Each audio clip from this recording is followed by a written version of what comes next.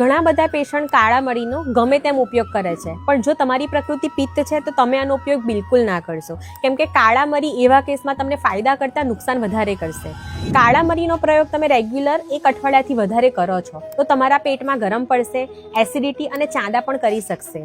જે લોકો કાળા મરીનો ઉપયોગ વધારે પડતો કરે છે એ લોકોને પાઇલ્સના પ્રોબ્લેમ, એ લોકોને ફિશર્સના પ્રોબ્લેમ અને કોન્સ્ટિપેશન પણ વધી જતા હોય છે. સાથે સાથે કાળા મરી પિત્તને વધારતા હોવાથી બ્લીડિંગ ટેન્ડન્સી પણ વધે છે.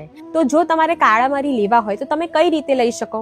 જે લોકોને કોલેસ્ટ્રોલનો પ્રોબ્લેમ છે, પીસીઓડીનો પ્રોબ્લેમ છે, હોર્મોન ઇમ્બેલેન્સમાં છે અને વજન પણ વધુ છે, એ પેશન્ટો કાળા મરીને 2 થી 3 દવાની જેમ આખા ગરમ પાણી સાથે સવારમાં લેવાનું રાખો. તો આ ગરમ પાણી તમને નુકસાન બિલકુલ નહીં કરે અને ફાયદા ઘણા બધા કરશે. જેની માટે 21 દિવસ તમે આ પ્રયોગ કરો રેગ્યુલર 3 મહિના સુધી, અને ફાયદા તમે જાતે જુઓ.